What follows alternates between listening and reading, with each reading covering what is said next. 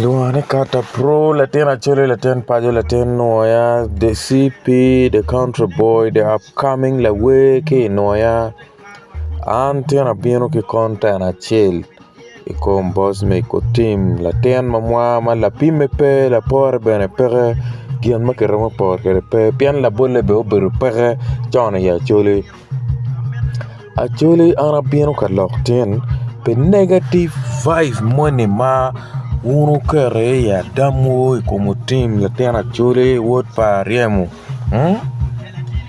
ano pa mer lok eni pa bino ka lok we ngaya pa bino ka yenyo yueka pa bino ka yenyo gi moy kan ento ana bino ka gonyo wi wun ma chala Acholi ma wi udo moko igina chel ma pe otamone ha gina ko man toere jemeno ni gi toere pene gimo kano la bole foot pere ngaro kelo manyan yam chon lo mix obino ya Acholi ki hip hop jeme madano pa ngeyo ka ke history mewe endo o ka mo ma vulo ma ko gineno dugu gen matika kaere mede sino kano ne down wanyo nen lo mix ki negative vibe no anyim pa hip hop ya Acholi bubertie aya odok de kum topic ma watika lore kumberi Kumberi wan watika lori topic pa Bosmic Otim give negative vibe ma wono kere como team nano jemi ma right ki kan ma timu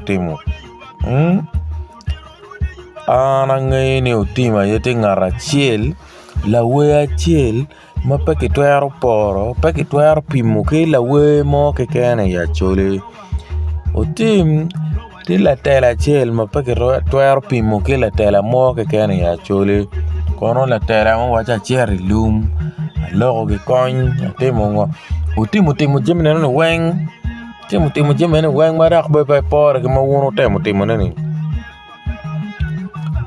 Otim jemi ma won wi per mo tamo oye ana ne Latin leve bet ma de kono wona ken jomo kwano masters ya Acholi tie ngate mo magwak olo dong ner mo gor dana pa nya par bicho wajini woni duwe manyen gena ko man bo time ko man o gwak ma de o kwan masters wo ko dilo tive kom nye ngom aya odugi kom la teno ma wono tamone o degne lebe bet kono timungo o tim lebe pe bera waka gam ka moni ma waya o tim lebe bet kono logo ngo tim lebe pe bet o tim gamo lok mo gore mo joke ingeyo kaita ka ketana chunyi pian won ka tim waji gi mo jalo tim yamo waji ruot mo beru kilo leba Acholi ne jomu kene logo ma raja como tim Latin lebe bet logo ma raja kum ruot loga da meta waja tot ka te wang vu meta gola tot ka peke tuju mo loga wat pake chi won ko ri jomo ne tim lebe bet wono yero tim mo ke ken gang kan endo pa ngene al kweda international tigi ira worldwide wini lok wo weng ka dong gama chile ken gamo ke kui mo romo chi won dong Latin lebe bet o tim gama migini ini waju kwene in pe waju ma dan wen winyu migini kono dan wen win migini yen be kwene ken jama leb gi bet an pa yene o tim lebe bet an pa yene o tim dan ma right ana yene moko dan ma be pene tika chako ne piano ber moko ento tika chako tim ma chala Acholi mange gian mate mo mier ke tem wona Acholi ma tamne o kwano lo tim da oriego lo tim no miero kwan mere ka lam ne ano ke ne ano ma ocho ko diko wonye ni Bosmic waji gi mono keri choch pian ngat ma pore ko tim nyo ngat ma chel ko tim fudo bu beru pare pe generation ma tika bien ya nyim pian pengo kan ki pen wich lo ba mo chwe tim ki lo ba mo chwe ien ki mo chwe ane apora pengoti kenwa madit keta eni pengoti ng'eyo gina tika bina nyim loy jomukene pengoti mtiu pe kaka minono la boy chul ento in kere ke wachini nyon katala ke ken in pe kwano ma lebi ber ken gang kanye ne mete wanga kimi gimo kere mia bich ke chi nyon ento tim logo pi achuli lo matiwi lobo I will man ki wachini minono Miro will data o charo lokere internet pe ke yabo chim chi chako lok. Acholi o lak tamu kom lo teno pa yo ka wek dan lebo betie. An machal CP the country boy the Kata Pro la wang soundline television. Ke dano weng mo subscribing mir ka fu iloke. Wona ye jo mo nyor ne lebo Ramadan. Ento jomukene biro kanya latini tamne ene gwa mada we mo mabapani awa wich pingo peke chwaka kai nen gena ana ramotimune ya nyim eno cha weng bir ka wo we down ka ngar fur cha gemona cha man utim waji ha roro ne kuman uloge como tim leb maraju eno do o kamadon kumbete dana weng dong tika ye pi kero ne godon ne pe ko pi furi maro pi aye ko achuli mawuno no chalo riek fura tika emphasizing point mone ne miro kwany kalamo be peo chak choyo vuk pian ngato boberu chalo otim Bosmic dong food para be boberu para pian twin ma otim te kwere ne pe bononge ngare mone ramo wer we chalo tim ento nongo ngata romo ti chalo tim para Pingo wun ka ki mero mako wupeter ne na dek Nuke nui ke mare ke chunyo kama mer ke chunye Ento tim ki yenyo kara mala kwara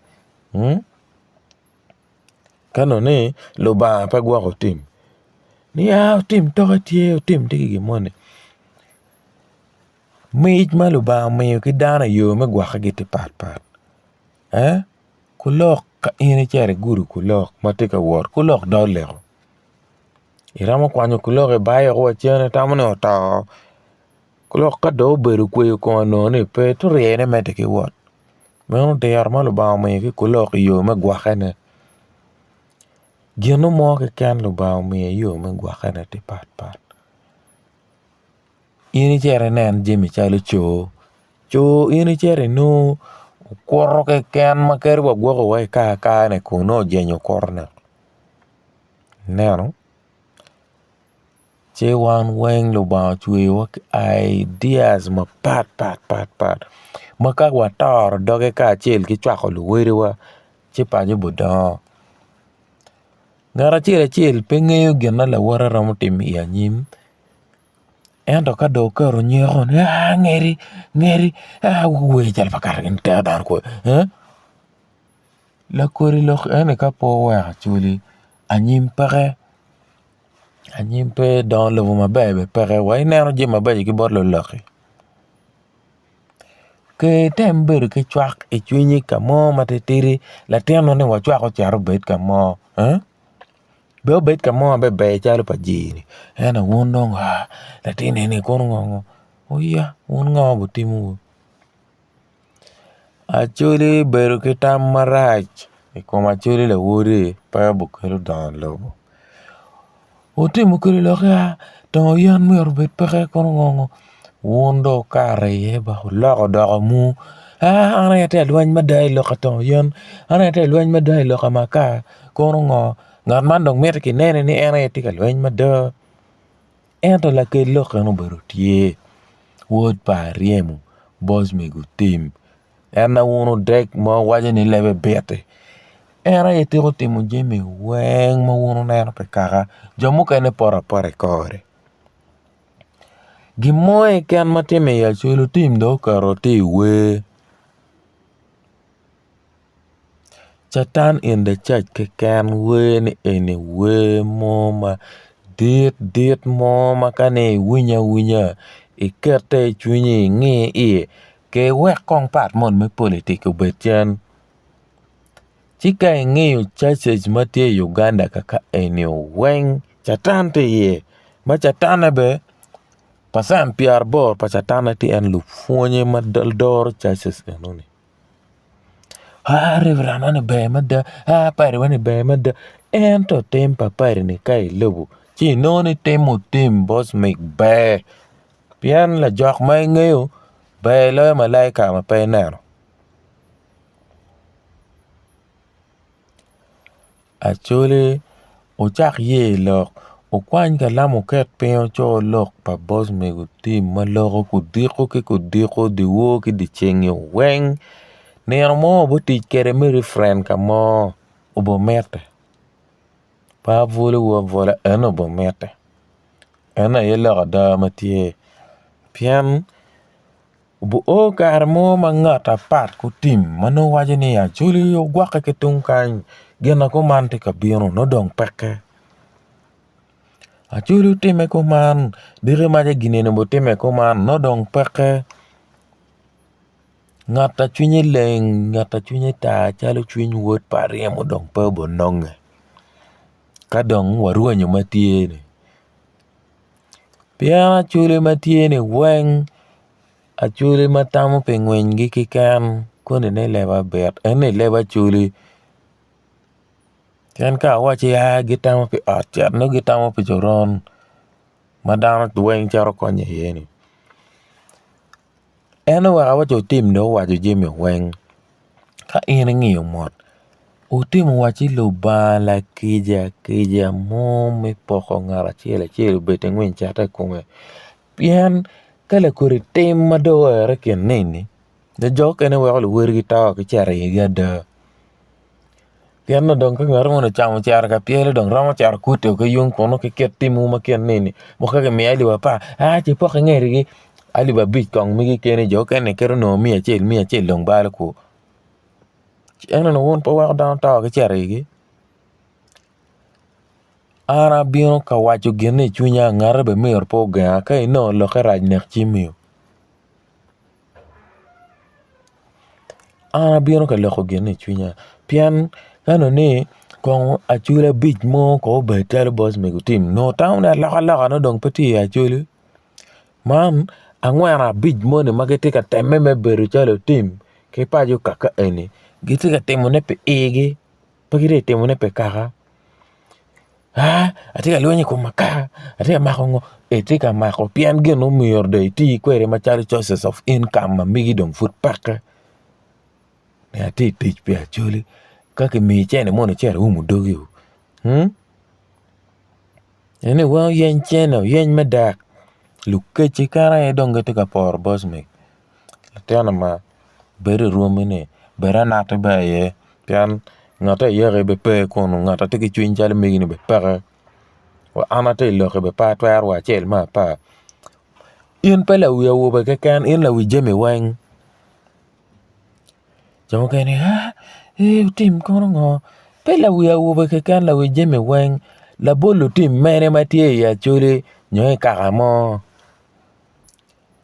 Ngare mo matiu me nono pe kaka olo. MP chung pe district. Nyo pe aduol mo na chele kan constituency a chele kan. Ena winyo muchar magamu. Otim dul mati ka cholo na. Nyo chele adi duwe. Ento Otim loko luak lok maker ki dot MP ma ya Acholi weng. Ka loko na foot pagi loko o ka loko Otim loko. Ene pa chach. Okwano gere right. Ento loko Otim loko ne won po twaro. Kere ni kiket wono weng ki loki leba Acholi pa ki le mono. Nyo kere ni ki loki le mono. Otim tamo beyond human capacity. Ene gena ana tikini ye. Otim tamo beyond dano. Otim tamo beyond dano makwo ma woro ke tiena rio. Mano Otim kane miyor ki beta wata ki mo Otim no miyor wavomo betie.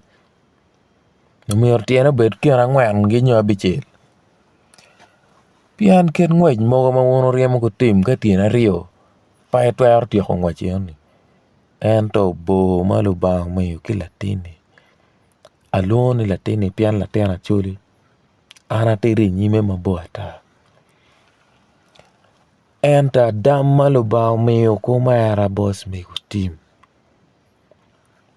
Adamma peke pimu peke poro. Makana nike yopi computer no mera wila chiru bed mega. Tamu gena dano pe tamu. Kato ne record. Kato ne we. Choy ne vuk pa chuli. Achuli gwa record ki we. Otim tamu luogi jame ma. Kane ki kera dekal. Muka ene ki bikaro we pak. Piano dekal pera makana. Otim fonyo ko haran weng. We otim do dugi loga pian. O kama do wer jim weng. Miro cha cracking. Iwe ne. Ulore ya loga ka weron yang. Pian wono tiki iet ma wako. Ma yeno pe kwere pora mo winyo. Oniang. Otim mutiyo ki leba churi ma baje mano romo weko niango kwichi. Ento nyego mona ki ro. Weko pe oniang lok ma otim waju ki kore. Han machalo CP. Kata Pro. The Country Boy. Ma pa jenge kom ngare.